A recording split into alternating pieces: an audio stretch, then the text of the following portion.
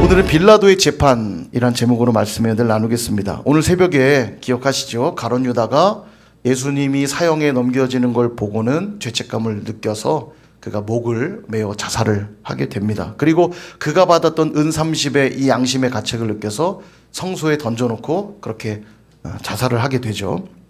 그래서 크게 두 가지 정도를 우리가 새벽에 나눴어요. 첫 번째는 가룟 유다가 죽은 게 너무 안타까워요. 왜냐하면 예수님을 배신한 제자는 가룟 유다만은 아니었거든요. 베드로도 저주하고 맹세하며 주님 부인했거든요. 난 저 사람 절대 몰라. 내 손에 장을 찢어라. 이 정도로 아주 심하게 부인했습니다. 베드로도 가룟 유다도 똑같이 주님을 부인했는데 그들의 결과는 달랐어요. 가룟 유다는 그렇게 자살했지만 베드로는 사도로서 나중에 교회를 세우는 초석과 같은 역할을 했고요. 주님 앞에 순교하며 영광스러운 죽음을 맞이했습니다. 그들의 결론이 다르죠. 그 이유가 무엇입니까? 회개했는가? 회개하지 않았는가의 차이예요. 여러분, 누구나 후회하는 삶은 삽니다. 살다 보면 내가 왜 그랬을까? 뭐뭐 할 걸, 뭐뭐 할 걸, 껄껄하며 살아요. 여기까지는 다 비슷해요. 사람들이요, 다. 후회하는 데까지는 비슷하지만 후회는 회개가 아닙니다. 후회했다면 그 삶을 돌이키는 자리까지 가야죠. 기도 좀 할 걸, 말씀 좀 볼 걸, 이건 회개가 아니에요. 회개는 그래, 기도해야지, 기도의 자리까지 나오는 게 회개입니다. 말씀 봐야지, 말씀 있는 자리까지 나오는 게 회개예요. 근데 우리는 여기까지만 늘 하죠. 기도할 걸, 말씀 볼 걸, 예배 드릴 걸. 여기까지는 회개가 아니에요. 가룟 유다도 거기까지는 했어요. 스스로 뉘우쳤다 했습니다. 후회했어요. 내가 죄 없는 분을 사형에 넘기다니. 그러나 하나님이 우리에게 요구하시는 삶은 회개하는 삶이에요. 돌이키는 겁니다. 그러므로 여러분, 후회만 하지 말고 진정으로 회개하는 저와 여러분 되길 축복합니다. 또 하나의 교훈은 뭐였냐면 가룟 유다의 은 30이 토기장의 밥값으로 지불이 되는 걸 보면서 스가랴와 에레미야의 말씀이 성취됐다, 이렇게 말씀을 하셨죠.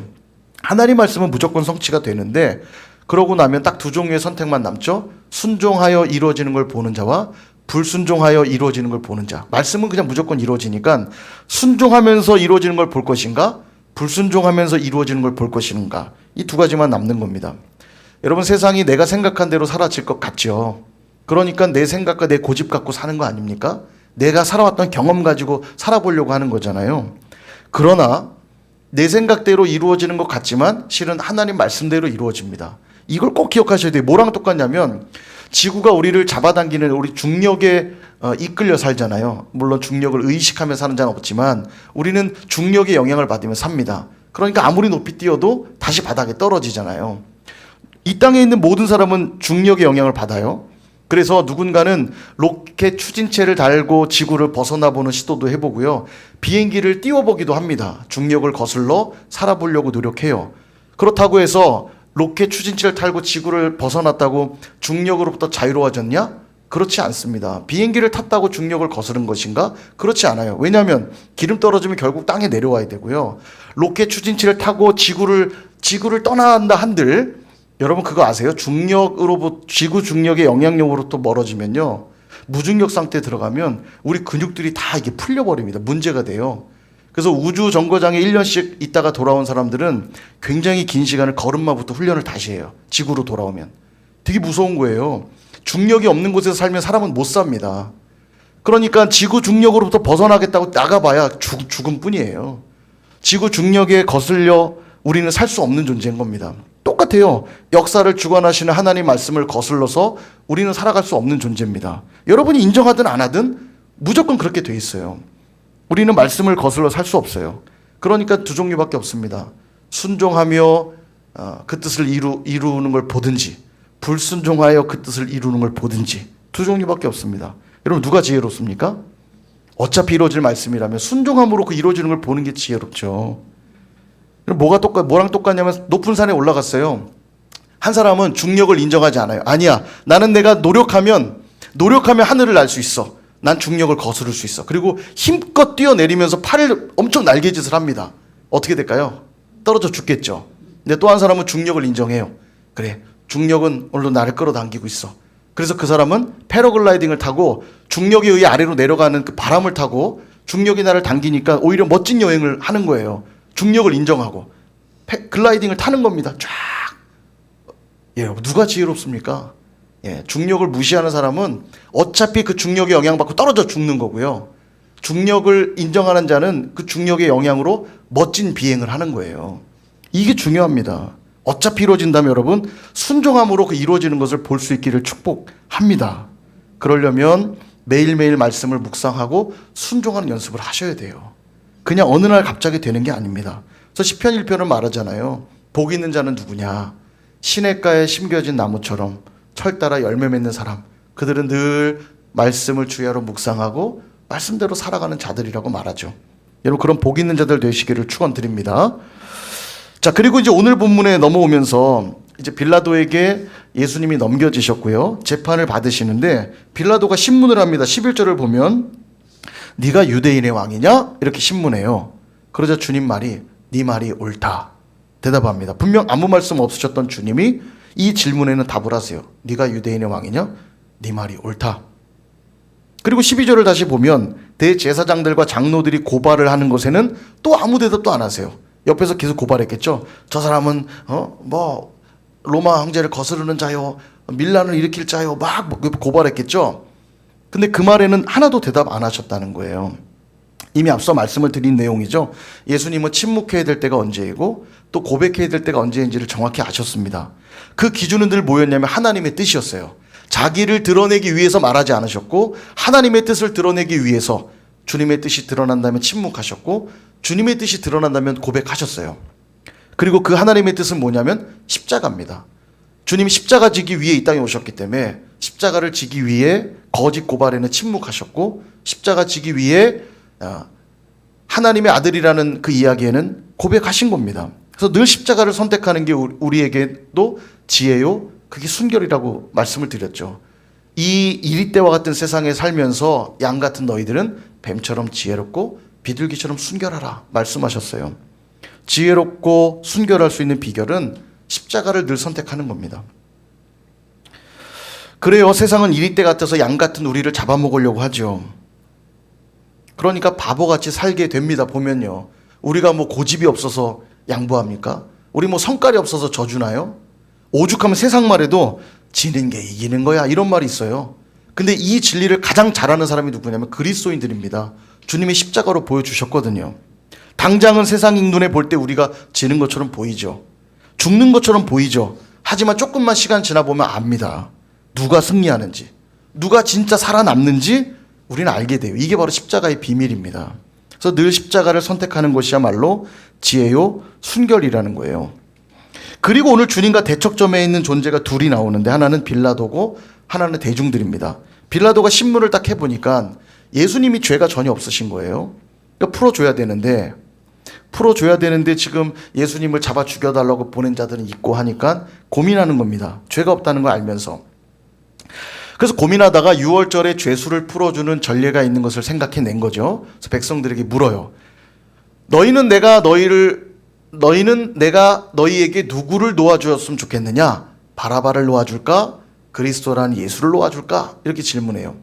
아마도 빌라도 생각에는 예수를 놓아달라고 하지 않을까 기대했던 것 같아요. 여러분 이 바라바가 누구냐면 마가복음에 보면 밀란을 일으킨 자고 살인한 자라고 나옵니다. 그러니까 폭동과 살인한 죄수예요. 이 바라바는.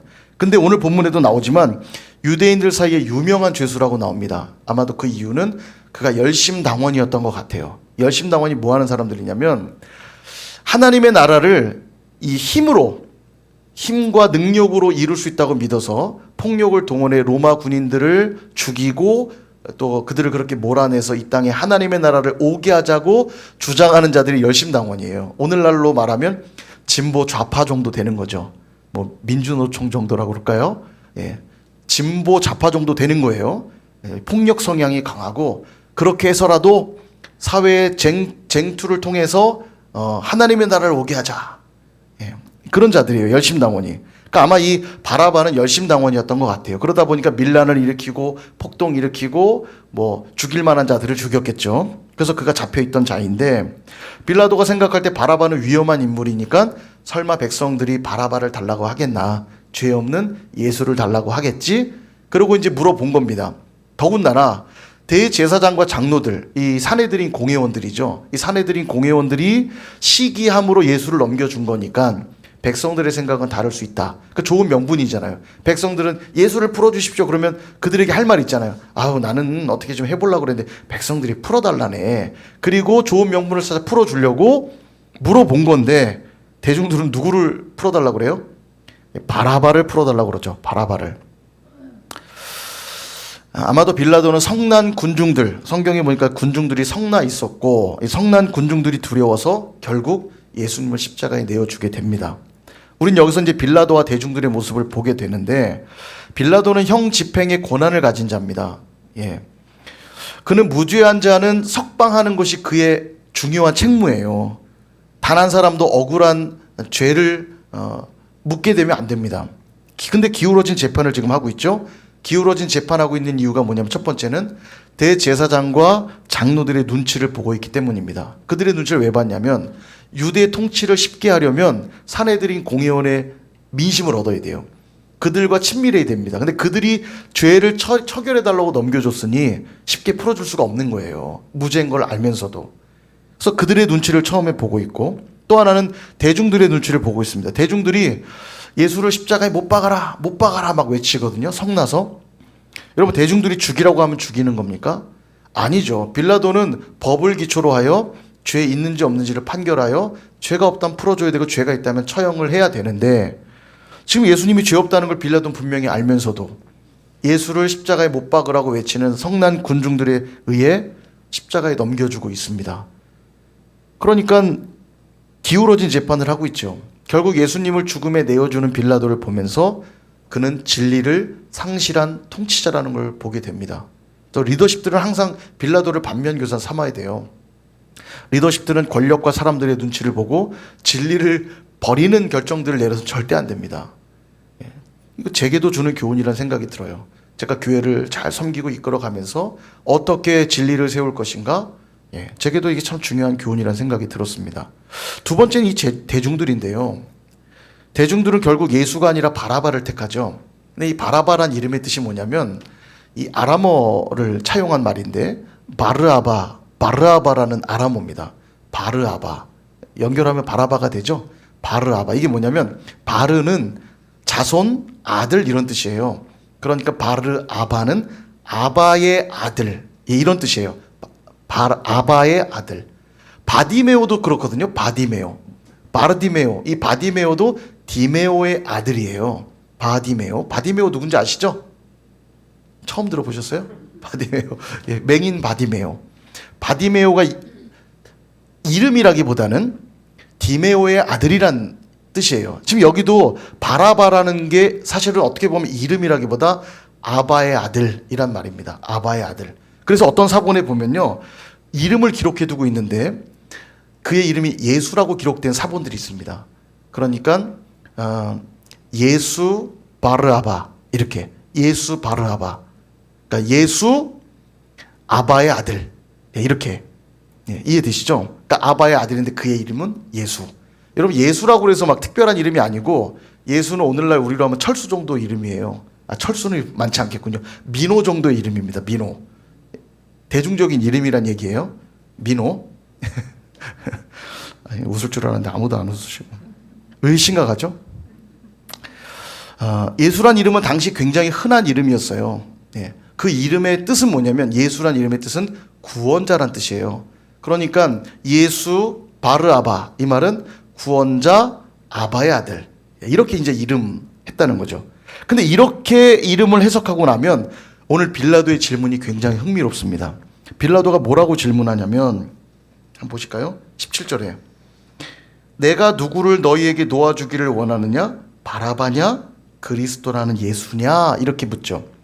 그대로 제가 해석을 하면 이렇게 질문하는 것 같아요. 유명한 죄수인 구원자 바라바를 내어줄까? 아니면 그리스도라 하는 예수를 내어줄까? 이도 예수고 저도 예수라면 어떤 예수를 내가 너희들에게 줄까? 이렇게 묻고 있는 형태가 돼요. 근데 백성들은 누구를 택하여? 유명한 죄수인 바라바를 우리에게 주십시오 합니다. 여러분 기억하실 겁니다. 지금이 일주일 동안 일어나는 사건이라고 말씀드렸죠. 이날은 금요일 새벽이에요.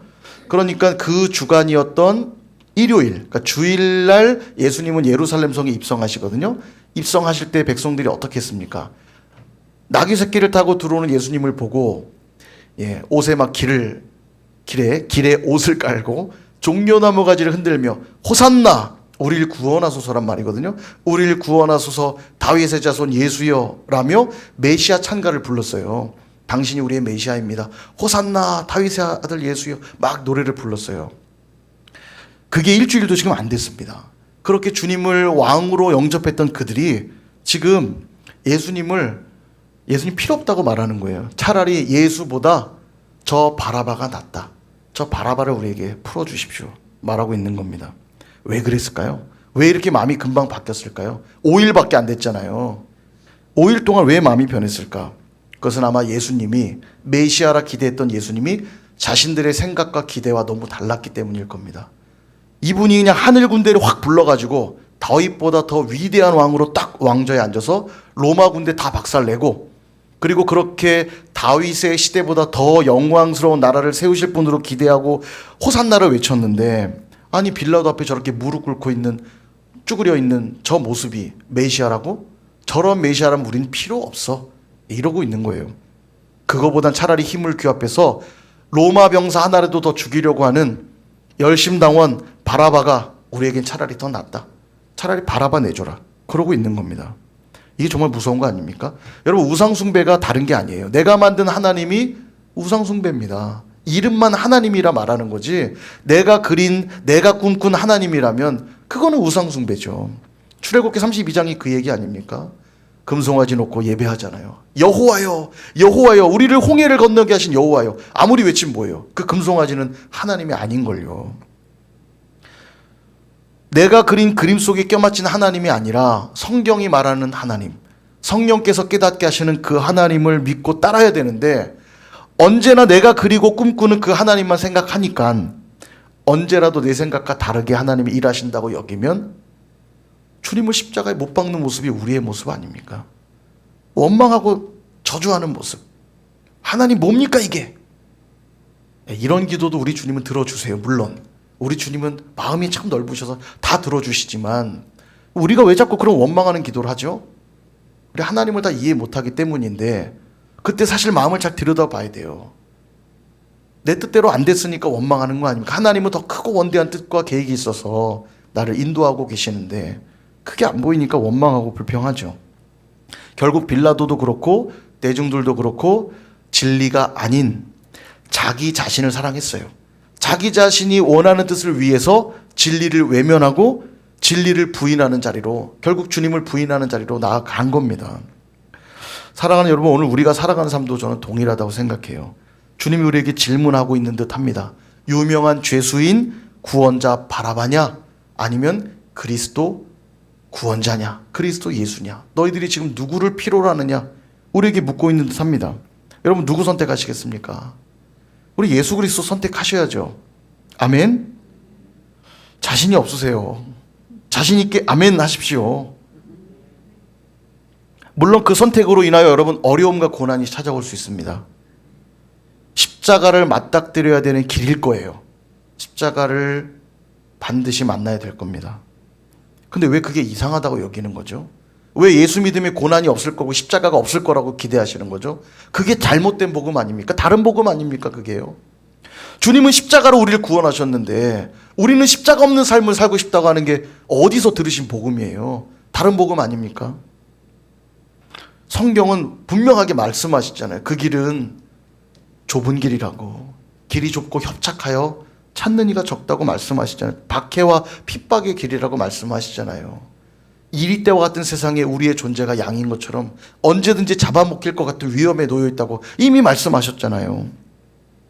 그러나 분명한 건 그 길 끝에는 구원과 생명이 있다는 사실입니다. 그 길을 피하시면 안 돼요. 그 길로 가셔야죠. 주님 선택하셔야죠. 십자가 선택하셔야죠. 디모데전서 6장 12절에서 14절은 우리에게 이렇게 말씀합니다. 우리 이 말씀 한번 같이 읽어볼까요? 12절부터 시작. 믿음의 선한 싸움을 싸우라. 영생을 취하라.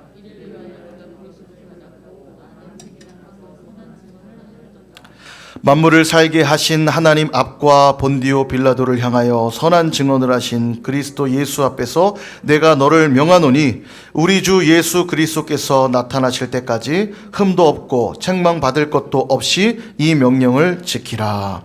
아멘. 여러분 이 말씀을 꼭 기억하십시오. 14절을 보세요. 우리 주 예수 그리스도께서 나타나실 때까지 이 명령을 지키래요. 그죠? 그럼 그 명령은 뭐냐? 12절로 한번 보세요. 12절. 우리에게 주신 명령이 뭐냐면 믿음의 선한 싸움을 싸우라. 이게 명령이에요. 언제까지요? 주님 다시 오실 때까지. 주님 다시 오실 때까지 믿음의 선한 싸움을 싸워야 되는데 이 일의 모범을 보여주신 분이 있어요. 누구처럼 싸워야 되냐면 13절. 만물을 살게 하신 하나님 앞과 본디오 빌라도를 향하여 선한 증언을 하신 그리스도 예수 앞에서 명령한다는 얘기는 바로 그 예수님처럼 믿음의 선한 싸움을 싸우란 얘기예요. 주님이 어떻게 하셨냐면 만물을 살게 하신 하나님 앞에서 사셨고 또한 본디오 빌라도 앞에서 선한 증언을 하셨던 분이라는 거예요. 우리가 이미 앞에 이 내용은 봤잖아요.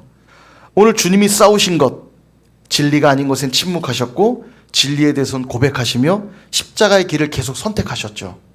그게 주님이 싸우신 믿음의 선한 싸움이었습니다. 그리고 제자된 우리도 그렇게 당신의 뒤를 따르라고 우리에게 말씀하는 겁니다. 이게 우리가 해야 될 믿음의 선한 싸움이에요. 늘 주님의 그 길을 선택하는 싸움. 늘 주님의 그 십자가를 선택하는 싸움. 그냥 내게 유익이 될 것 같으면 바라받은 뭐든 달라고 하는 것이 아니고 주님이 물으실 때마다 당연히 그리스도 예수님이죠. 나의 선택은 늘 그리스도 예수님이죠. 해야죠. 당장 내게 도움이 될 것 같으면 바라바를 자꾸 선택하면 안 되는 거 아닙니까? 세상은 이리 때와 같아서 우리를 잡아먹을 것처럼 늘 득달같이 달려듭니다. 그리고 세상이 우리에게 질문합니다. 협박합니다. 유명한 죄수 바라바 예수를 택할래? 그리스도 예수를 택할래? 질문합니다. 바라바도 구원자처럼 보이긴 보여요. 사람들을 규합할 줄 알고 힘을 쓸 줄 알고 돈도 좋고 명예도 좋고 권력도 좋죠. 그거 싫은 사람이 어디 있겠어요. 그러나 그것이 진리를 왜곡하고 주님을 부인하게 만든다면 여러분 누구 선택하실 거예요? 예수 선택하셔야죠. 고민하면 안 돼요. 진리 선택해야죠. 하나님 말씀 선택해야죠. 돈과 명예와 권력 택하실 겁니까? 주님 버리고? 왜 대답이 없으세요? 대답해야 제가 기쁨으로 말씀을 계속 전하죠. 이러니까 제가 거짓 복음을 자꾸 전하고 싶은 욕구를 받는 거 아닙니까? 아멘을 안 하시니까 그래 차라리 예수 믿으면 그냥 떵떵거리고 돈 많이 벌고 잘 살고 건강할 거라고 말하는 게 저도 그러고 싶어요. 거짓 복음 아닙니까 그거요. 돈을 예수 믿으면 돈도 못 벌고 늘 병 걸리고 그런 뜻은 아니에요. 그러나 그것이 우선순위가 아니란 이야기입니다. 돈 많이 벌고 명예 얻고 권력 얻으려고 예수 믿는 게 아니잖아요. 예수 믿은 자에게 돈도 주실 수 있고 명예도 주실 수 있고 권력도 주실 수 있지만 그리 아니할지라도 우린 예수님 버리지 않는 자들이잖아요. 그걸 묻는 거예요. 자꾸 여기 아멘하면 돈 없을 것 같고 병 걸릴 것 같고 그런 생각에 아멘 안 하시는 거예요? 우리 주님 그런 분 아니라고 제가 계속 말씀드렸잖아요. 그런 아비가 어디 있습니까? 내가 뱀 준다고 할 때 너 아무 말 안 했으니까 뱀 먹어. 왜 대답을 안 해? 그니까. 그런 부모 있습니까? 뱀을 달라고 해도 안 주죠.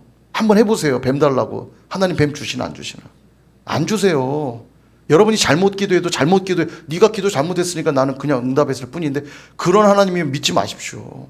우리의 마음의 생각까지 다 아시는 분인데 잘못 구해도 하나님은 선한 걸 주시는 분이세요. 믿으십니까? 예, 그게 믿으시면 여기 아멘 하셔야 돼요. 돈도 좋고 명예도 좋고 권력도 좋지만 우리 주님보다 좋지 않아요. 내가 오늘 주님을 잃는다면 돈도 필요 없고요. 명예도 필요 없고요. 권력도 필요 없어요. 저는 주님이 있어야 돼요. 이걸 고백해야 되는 사람들이 바로 성도입니다. 진리를 선택하고 말씀 선택해야죠. 그게 바로 오늘 우리가 싸워야 될 믿음의 선한 싸움이에요. 잊지 마십시오. 이 영적 전쟁을 승리로 이끌어야 됩니다. 우리의 대장 되신 주님을 잘 따라가서 늘 그 십자가를 선택하셔야 돼요. 십자가를 지기 위해 때로는 여러분 침묵하셔야 될 거고요. 때로는 고백하셔야 될 겁니다. 그게 바로 지혜요 순결하는 삶인 것입니다. 그리고 가장 중요한 사실, 십자가의 길은 고통과 괴로움만 있는 게 아닙니다. 십자가의 길을 통과한 자들에겐 하나님 반드시 약속하셨어요. 놀라운 보상을. 자기 생명을 미워하고 죽기를 각오하여 십자가를 선택한 자들에게는 주님은 절대 외면하지 않으시고 그들을 다시 살리사 부활하게 하신다고 약속하고 있습니다. 죽음 이후만 약속하는 게 아니고 이 땅을 살면서도 매일매일 부활을 경험하게 하신다니까요. 돈이 필요하면 돈 주시는 하나님이시고요. 돈 주시면 잘 믿을게요가 아니라 주님을 잘 믿는 자들에게 하나님 물질도 주신다니까요. 예, 경험하셔야 돼요.